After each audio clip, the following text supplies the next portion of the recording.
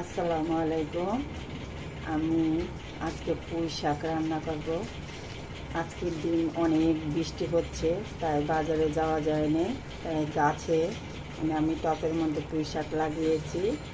সেইখানে থেকে কিছুটা পুঁই শাক কেটে এনেছি। দেখুন কত সুন্দর হয়েছে, আর বিশাল বড় বড় ডগা। দেখুন কত বড় বড় ডগা হয়েছে। অনেকগুলো পুঁই শাকে কেটে এনেছি। এটা আমি ইলিশ মাছের মাথা দিয়ে রান্না করব। আর এখন আমি পুঁই শাকটা ভালো করে কেটে পরিষ্কার করে নেব। এই দেখুন পুঁই শাকগুলা কেটে নিয়েছি, কেটে ধুয়ে পরিষ্কার করে নিয়েছি। আর এখানে ডাঁটাগুলো আলাদা করে রেখেছি। এখন আমি এটা কিভাবে রান্না করব, কিভাবে রান্না করব সেটাই দেখাবো।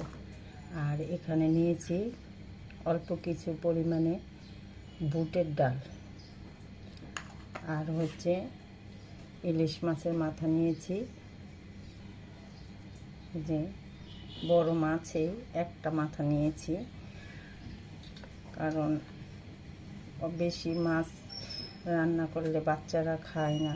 ইলিশ মাছ আমার বেশি পছন্দ, ইলিশ মাছ, সেজন্য আমি মাথাটা দিয়ে বুটের ডাল দিয়ে আমি শাকটা রান্না করব।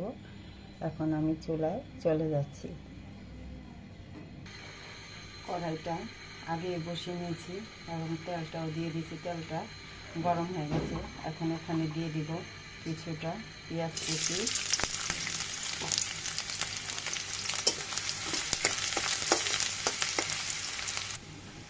দিয়ে দেবো একটু আদা আর রসুন বাটা।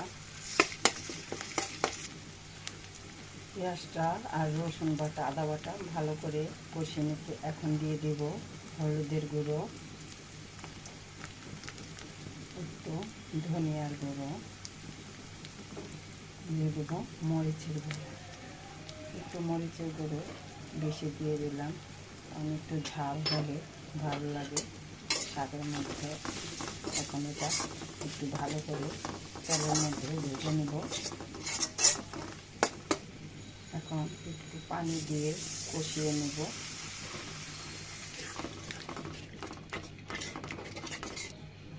দিয়ে দেব স্বাদ মতন লবণ।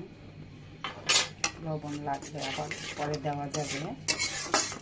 এখন মশলাটা ভালো করে কষিয়ে নেব। দেখুন মশলাটা ভালো করে কষিয়ে নিলাম এবং তেল উঠে গেছে, চুপিয়ে দেব। এখন মাছের মাথা দুটো দিয়ে দিব। এখন একটু পানি দিয়ে ভালো করে কষিয়ে নেব।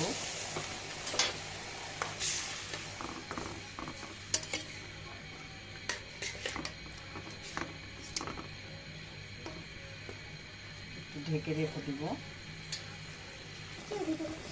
এই দেখুন কষানো হয়ে গেছে। এখন আমি মাথাটা উঠিয়ে নেব। এখন আমি দিয়ে দিব যে ডাঁটাগুলো কেটে রেখেছি সেগুলো, আর দিয়ে দিব সাথে এই ডালগুলো।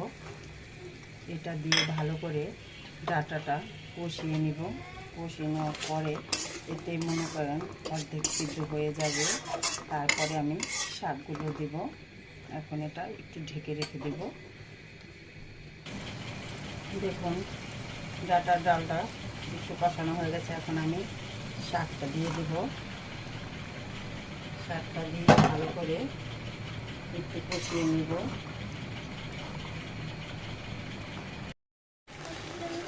দেখুন শাকের থেকে কতটা পরিমাণে পানি উঠেছে। এখন আমি মাছের মাথাটা দিয়ে দিব। ভাঙবো না, এখন একটু পানি দিয়ে দিব।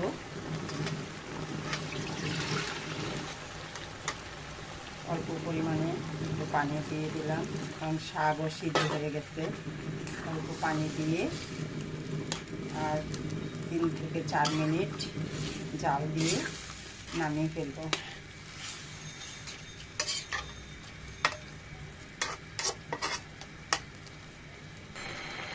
দেখুন হয়ে গেছে। তরকারিটা নামিয়ে নেব। একটু লবণ লেগেছে, আমি লবণ চেখে তারপরে লবণ দিয়ে দিয়েছি। এখন আমি এটা নামিয়ে নেব।